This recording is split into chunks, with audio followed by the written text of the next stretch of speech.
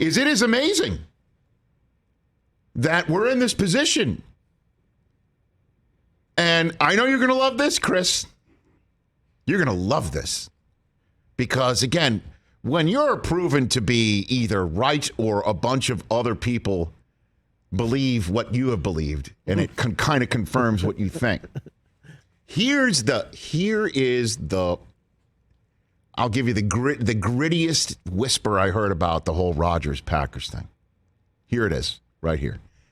Of course he's coming back. You know why he's coming back? Because the Packers have no other choice. What do you mean by that? And that's what's amazing. Because the choice of the Packers, the die was cast in the pandemic draft of 2020. Roger Goodell gets off his Barker lounger in his basement across the way from the washer dryer. Okay. That he probably put like his first wardrobe change in to make sure it's nice and dry for the second round or whatever. Quarter zip. And he comes out and he's like, the Packers have made a trade and they select Jordan Love. Huh? And we're all like, zoinks. Right? And Rodgers, wherever he was, 2 fingers in his drink, is like, zoinks, what? Yeah, what? And the whole thing. Say what? And the reason why he was rightfully concerned is because that is an indication that at some point the Rodgers expiration date is hitting. And that was supposed to be this year, which is why Rodgers gave him kind of a freebie in 2020. And at 2021, he wasn't giving him a freebie at all because he knew that the Packers needed him to play last year, and he knew that it was going to be his last year there because he knew the Packers would have to put Jordan Love on the field this fall in order to make a proper decision on picking up a 5th-year option and see is he the real deal or not. And the fact that we're beyond that now means Rodgers is won.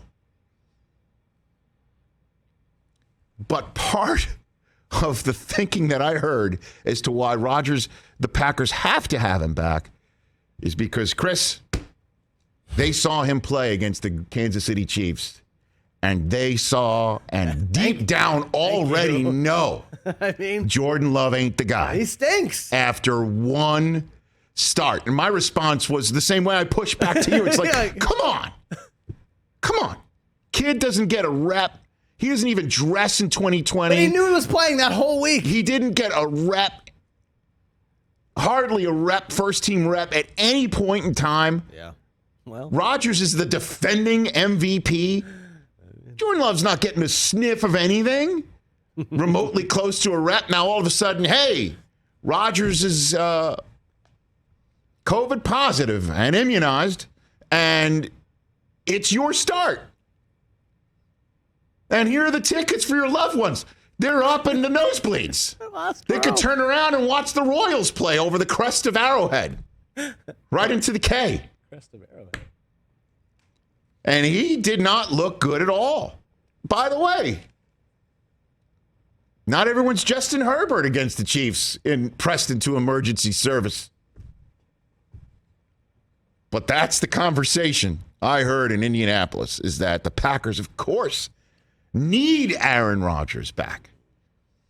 Amazing. Packers were looking at 2022 as that's the transition. Hell or high water. Didn't see 2 MVP seasons back-to-back coming.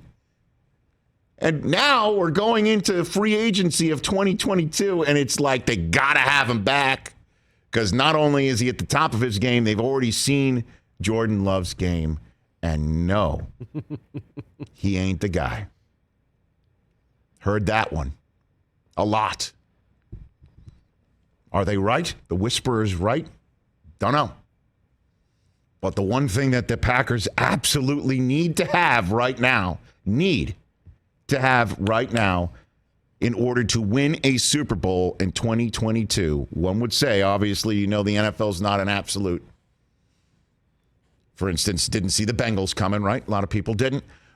But they need Aaron Rodgers back to win a Super Bowl in 2022. Because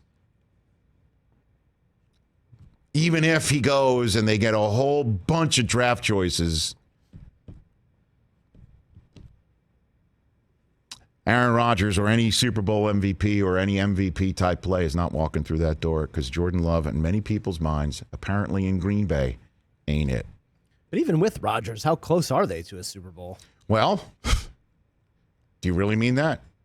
Kind of. I know he didn't play well against the 49ers, and I know he didn't play well against the Bucs in the last 2 playoffs. I get it. Come on, man. He's the MVP of the league. He plays flawless football through 18 weeks. The question is what happens next? And you could tinker around to make sure that the team isn't really built to take advantage of the home field Lambeau. Now that is another conversation about the roster. But as I also said, A.J. Dillon went out in that game. That was a huge injury. Yeah, true. But Rodgers could have rolled him downhill as the snow came down. He wasn't good. I hear you.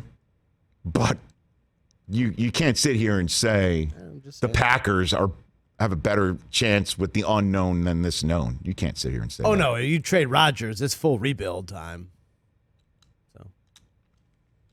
So that's what's going on. Hey, you watched all the way to the end. Thanks for that. Watch more right here.